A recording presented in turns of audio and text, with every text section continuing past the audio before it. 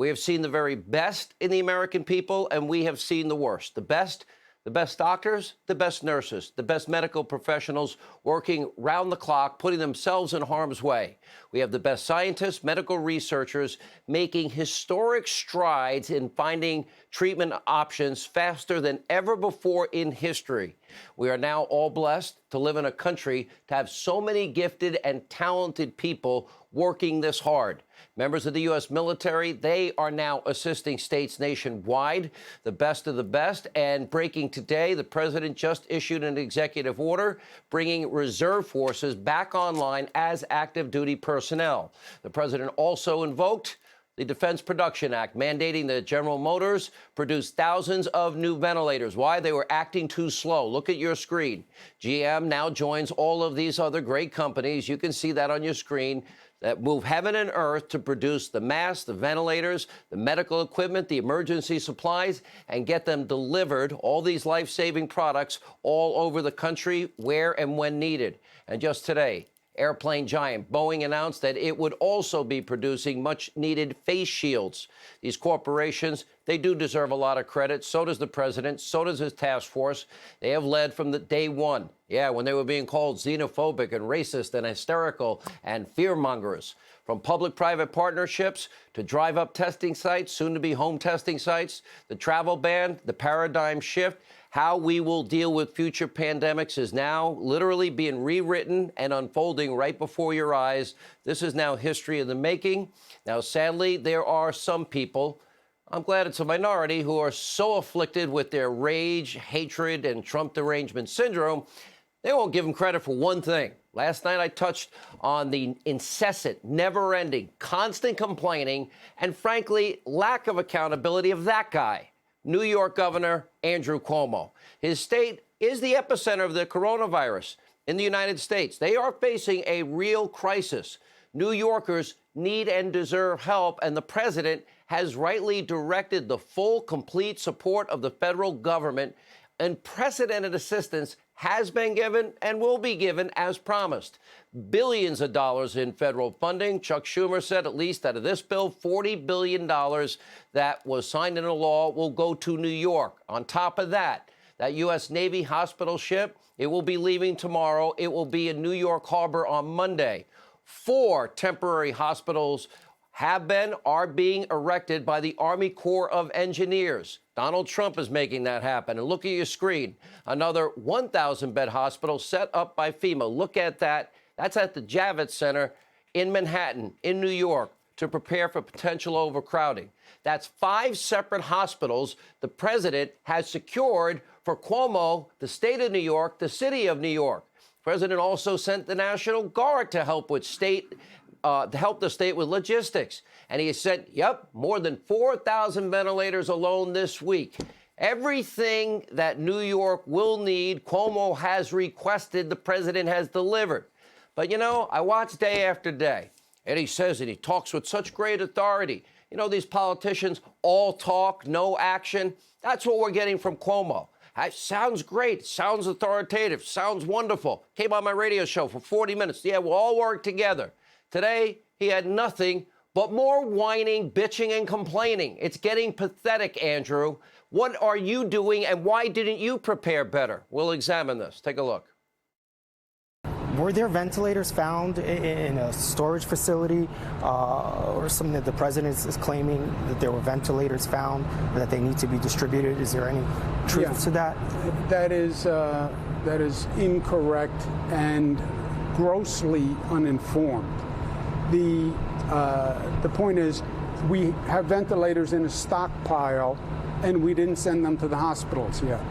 Of course we didn't. That's the whole point. The hospitals don't need them yet. Oh, they don't need them yet. But it's a nice hospital behind you. Thank Donald Trump. Maybe once in a while just say, thank you, Mr. President. Thank you to the American people. They're paying that bill. Now, he even admits they don't currently have a ventilator shortage in New York. We need 40,000. Okay, if you need 40,000, we'll get you 40,000. You're not even using the money, the 4,000 you got this week. As circumstances change, the president has pledged to everybody he will continue to move heaven and earth to get New York and every other state any ventilators, any medical equipment they need. It's not exactly been the simplest endeavor. Nice hospital behind you. Oh, the country paid for that, Governor, the country. And the country does now have the right to get answers from you, both the governor of New York and the mayor of New York City. New York is an international state, and it's an international city, New York City. People from all over the globe come right here. We know last year that the state of New York, they spent over $170 billion. I know, I live here. I pay a fortune in taxes, as does everybody else. The city of New York, they spent another $90 billion. So why didn't they have the emergency supplies at all? They seem to have little or none, zero preparation.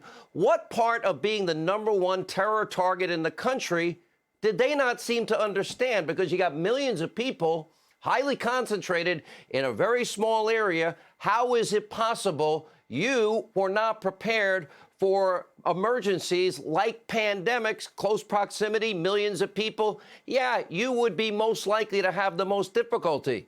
Governor Cuomo, you are now in your third 4-year term as governor. There's no excuses sitting there lecturing. I need 40,000 of this and 60,000 of that. Really? Why didn't you do your job and allocate the emergency dollars for moments predictably like this? New York's the #1 target in the entire United States for terrorism. Now, Andrew Cuomo, we have looked at how you have spent money in New York. Look at this, a whopping $750 million for a solar panel factory. By the way, where is it now? Closed down. $90 million for a light bulb factory or company in California. What's that? Whatever happened to that, Andrew? Or the $600 million you spent on a computer chip factory that sits empty. Millions spent for, brand new I love New York signs.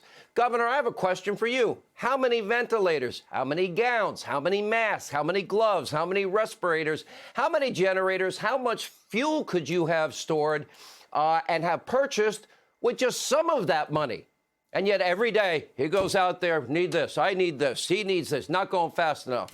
I need 40,000 ventilators, you're not using the 4,000 you have. And he sits there lecturing the president and the task force. They're moving heaven and earth, rightly so, for the city and for the state.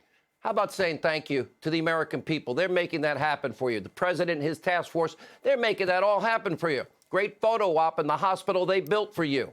And don't forget, according to a former New York State lieutenant governor in 2015, remember? Yeah, wow, even the liberal media mob reported this. Cuomo was warned that his state would need additional ventilators to manage any future pandemics. He chose not to buy them. I guess he needed the money for the solar stuff. So you got Cuomo, Comrade de Blasio, whining, bitching, complaining. Every single day, they take no responsibility for their failure to prepare and wasting all the waste, fraud, and abuse on their watch. Governor, mayor, maybe it's time you be grateful to the federal assistance that you will rightly continue to receive as it pours into the state of New York. You have any problems with the bill passed? Only $3.5 billion. No, your senator, Chuck Schumer, says over $40 billion. The president has been delivering on his promises to you. And Cuomo and de Blasio, well, you need to now start doing the same. Which brings us to even a lower point. Hillary Clinton. Hillary once again proving she is a national disgrace. Bitter, twice-failed presidential candidate, now seemingly cheering for the virus on Twitter. Tweeting out, headline, U.S. now leads the world in coronavirus cases.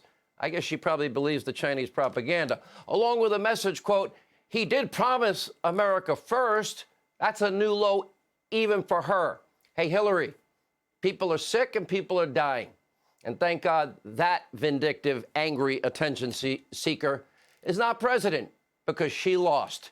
Now, you think she would have enacted the travel ban. You think that would have happened with Hillary? Quarantines? Think that would have happened with Hillary? You think she would have, that one decision saving tens of thousands of Americans from contracting this disease? I doubt it. She would have called it xenophobic, racist, hysteria. Hillary Clinton in a crisis? Well, we have some examples of that. We all remember how well she handled Benghazi. And let's not forget, she served in the Obama-Biden administration. Yep, 2009, 2010. In Joe's words, the N1H1 pandemic, when the federal stockpile of N95 masks were totally depleted by Obama and Biden. Guess what? Even the Washington Post points out they never replaced them. That set everybody back in this case.